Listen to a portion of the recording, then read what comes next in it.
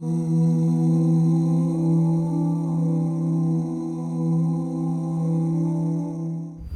of the most difficult tests that God Almighty has given us is Fajr prayer or the dawn prayer. Not everyone is going to be successful in achieving it. It is so difficult to such an extent that the Prophet Muhammad, peace be upon him, makes it the standard by which a believer and a hypocrite shall be distinguished. The Prophet Muhammad, peace be upon him, said, the Aisha prayer and the Fajr prayer, the late prayer and the dawn prayer, are the heaviest upon the hypocrites. And if they knew the rewards awaiting them upon performing these prayers, they would go to perform them even if it meant crawling. As we speak now, my brothers and sisters, there are many Muslims who doesn't have the intention to wake up for Fajr tomorrow. As we speak now, my brothers and sisters, there are many Muslims who don't want to hear Allah's call, Hayya ala salah, Hayya ala al-falah, come to prayer, come to success. As-salatu khayrun min al-nawm. Prayer is better than sleep. Some Muslims say, no, sleep is better than prayer. As we speak now, my brothers and sisters, there are many people who have neglected this obligation, Fajr prayer, as we speak now. As we speak now, there are many Muslims who don't know the reward awaiting them for performing the Fajr prayer.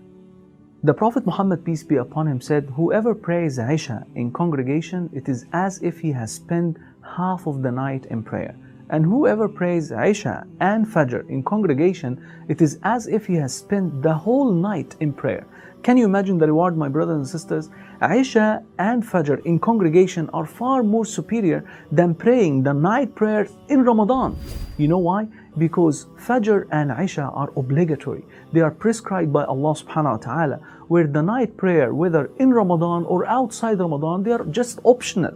You may do it and gain reward, of course, but if you didn't, there is no harm. But if you missed Fajr, if you missed Isha intentionally, then you are in trouble. We know that on the day of resurrection, the sun will be folded up with darkness. The stars will fall and lose its light. The situation will be so tough, my brothers and sisters, except on the believers who does certain acts while they are alive in this world. They will have complete light to guide them on the straight path that is leading to paradise. One of these acts is walking to the mosques in the darkness. The Prophet Muhammad, peace be upon him, said, give good news to the believers who walk to the mosques in the darkness, that they will have a complete light, a full light on the rising day. That's why the Prophet Muhammad, peace be upon him, used to make a supplication.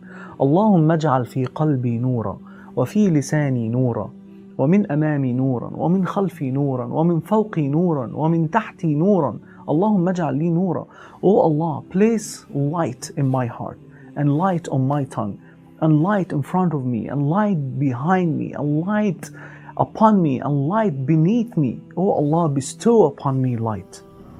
The reward of Fajr prayer is not only related to the obligatory.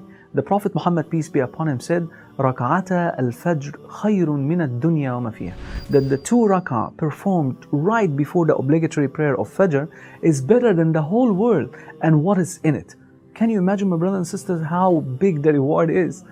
And let us reflect over this for a while. What prevents you from waking up and performing Fajr? Isn't it worldly matters? Whether you have stayed all night watching TV, or that you did not want to wake up early because you have got work at 9 a.m. or worldly matters. But look at what the Prophet Muhammad, peace be upon him, said. He said that these 2 rak'ah, the optional prayers, are better than the whole world and what is in it. Don't you want to attain that honor and obtain that beautiful reward? Not only that, my brothers and sisters, the Prophet Muhammad, peace be upon him, said, whoever prays Fajr is in the protection of Allah subhanahu wa ta'ala, in the protection of God Almighty. Okay, let us go practical, my brothers and sisters. Here are 10 ways that if we perform them sincerely for Allah's sake, we can maintain Fajr prayer and never miss them, inshallah, God willing. Count with me. Sincerity for Allah's sake. For such a precious time will never be gifted to those who are not sincere. Determination. Be decisive. In other words, if I want to wake up for Fajr, I will wake up. Avoiding sins, major or minor. The Prophet Muhammad, peace be upon him, said, beware of minor sins, for they accumulate until they doom men. Dua or supplication. Dedicate a specific time every day to ask God to wake you up in such a precious time. Righteous companions and friends, wake each other up. during Fajr and remind each other of the rewards of Fajr. Sleep early and read verse 255 of the second chapter. Allah subhanahu wa ta'ala made the night for rest and the day for working. Don't ever eat too much at night. Remind yourself of the virtues and the rewards of Fajr. Write down a hadith and hang it next to your bed so that you can keep yourself reminded of the virtues and the rewards of Fajr. Alarm or alarms. Set them before Fajr and put them away from the bed, and don't ever snooze. Invite others to Fajr prayer. Imagine if somebody come and tell you that I have prayed Fajr because of you. The Prophet Muhammad, peace be upon him, said, "Ad-dallu ala al-khayri kafa'ilih." The one who guide others to do a good deed like the one who does it. For many people it is so easy to pronounce the Shahada and become Muslims. But the most difficult part is for faith to take root in our hearts. And Fajr is the measurement by which a person's iman, person's faith can be measured. Allah said in the Quran, قالت الأعراب آمنا قل لم تؤمنوا ولكن قولوا أسلمنا ولما يدخل الإيمان في قلوبكم. The Bedouin says, we believed. Tell them, you have not yet believed, but say instead, we have submitted, we have become Muslims, for faith has not yet entered into our hearts.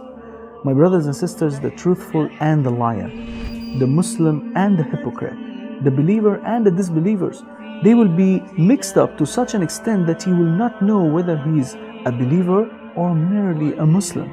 So ask yourself now, yes, I mean it, right now, am I a merely Muslim or a believer Muslim, mu'min? If the answer is yes, I am a Muslim, I am a mu'min, a believer, then forsake your bed quickly, return to Allah in repentance, and wake up for Fajr. Are you tired of all these annoying ads on YouTube? Are you worried that a haram video might pop up? Well, the One Islam TV app is here to solve these problems, inshallah. The One Islam TV app is 100% free of any ads and is safe to browse for your peace of mind. Watch or listen to lectures and lessons while you work, rest, or drive with your device switched off. Watch videos on demand or download videos and watch offline. Watch hundreds of high-quality produced Islamic reminders, Quran learning videos, stories of the prophets, and so much more. 2 to 4 new videos uploaded daily, inshallah. One Islam TV is 100% run and owned by Muslims, which means a small amount you pay for your subscription is a SADAQAH JARIYAH, continuous charity for you, as we use the funds raised to continue producing more beneficial videos and reminders, inshallah. The One Islam TV app is now available on Apple devices, Apple TV, Android devices, Android TV, Amazon Fire TV, and Roku, so you can watch on most devices and smart TVs. Download now for a free 7-day trial. May Allah reward you for supporting our work.